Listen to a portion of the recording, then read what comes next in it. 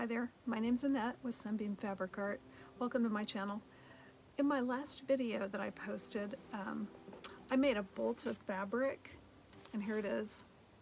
I made this bolt of fabric out of scraps, and this bolt of fabric ended up being 18 feet long, a little over 18 feet long by about 18 inches wide. It's got all kinds of fun scraps in it from my scrap bin, and I completely emptied out my scrap bin, so now I get to start all over. The reason I started putting some scraps together is because I want to remake my lunch tote right here.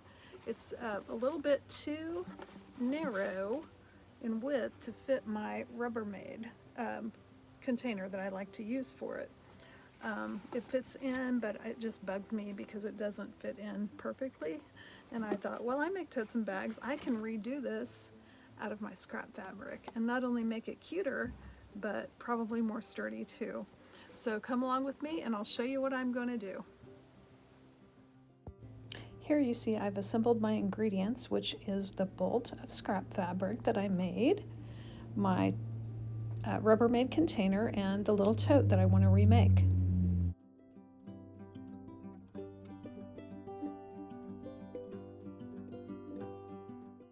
For this type of tote bag, the general shape is the same on every bag. And I'm showing you the measurements of the bag here before I stitch the sides and the box seams. And I will post these measurements in this video description. To get this finished tote bag to conform to the shape that I needed, I had to cut down the sides and make that little box, and then I had to cut the bottom of the bag as well because I needed it to be at least 7 inches wide. After I checked the measurements, I decided I was going to have to add extra fabric to make the 7-inch bottom, plus I needed my sides to be 3.5 inches, otherwise they would not match that 7-inch bottom. And here you see I'm taking my scrap bolt and I cut off a piece that was about 26 inches long. So the first thing I did was to pin this tote bag template to my outside of my bag.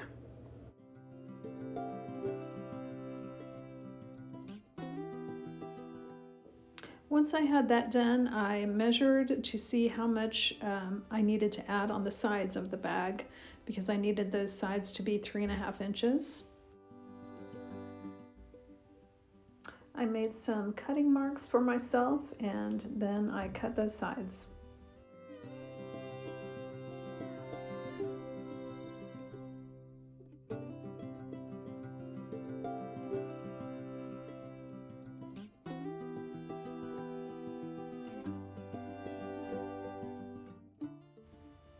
And next I cut out my little openings for what would be my box corner.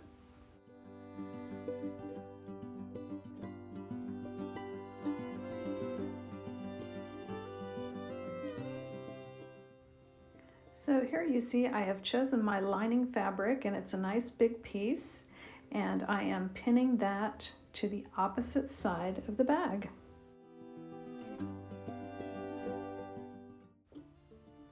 And then once that was done, I had to flip this over, remove the pins from the back, and pin to the outside of the bag because I need to see where those pins are before I quilt this bag. Once that was all done, I cut out the sides of the box corner openings, and then I took it to the sewing machine and started quilting. In this case, I just chose to do horizontal lines across the surface of my bag.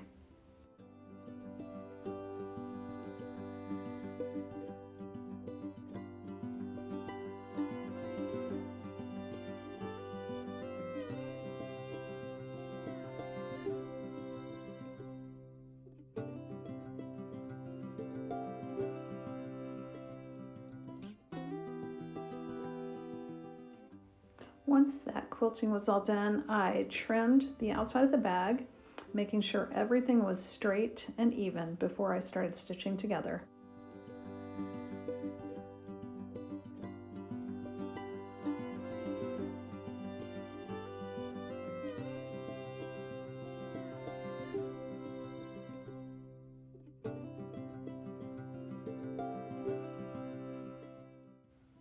So with the straps of the bag, in this case, I decided I did not want to take them all the way down the front of the bag.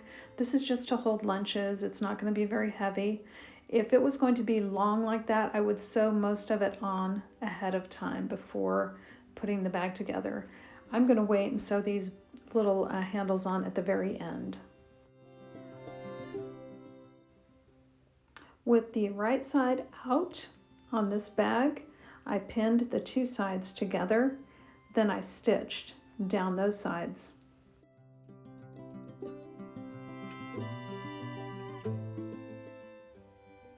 I trimmed those stitch lines very closely to the seam. I flipped this inside out, and then I pinned that seam once again, making sure to encase the prior seam, and stitched that again.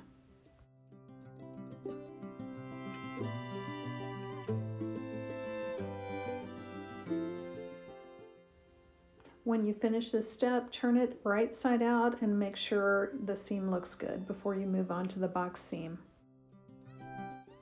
To make the box corner seam, we are going to just pull this corner open like opening a bag of microwave popcorn.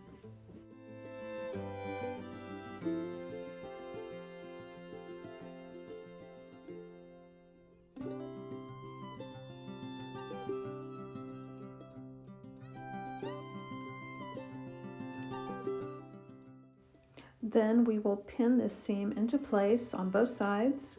We will do exactly what we did on the sides. We will stitch one seam line on the right side of the bag. We will trim very closely to that seam line. We will flip it inside out, pin again on that same stitch line very, very close, making sure to encase that prior seam, and stitch again.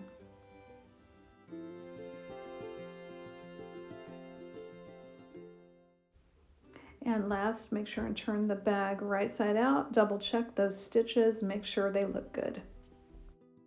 To finish the top of this bag, I had to make some binding. I took a 2.5 inch strip of fabric and ironed it in half. On one end of my strip, I folded down a 45-degree angle, and then I pressed that back into place. And this process creates a little flap that I will use at the very end of stitching this on to tuck in the tail of my binding. When you start stitching the binding to the wrong side of your bag, leave the first 5 inches or so unstitched.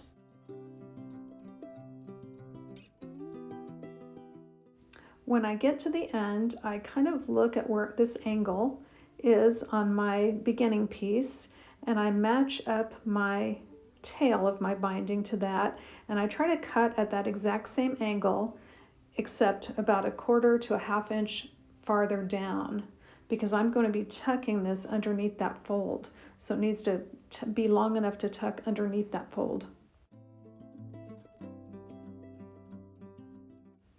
Once that is tucked underneath, you can finish stitching that binding down.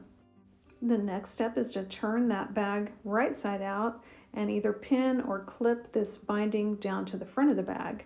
And I'm going to finish it off with a zigzag stitch.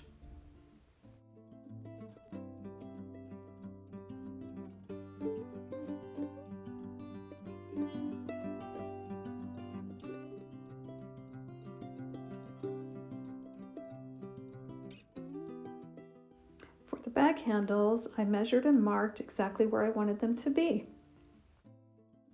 And then I just stitched those bag handles to those marks that I had made on the bag.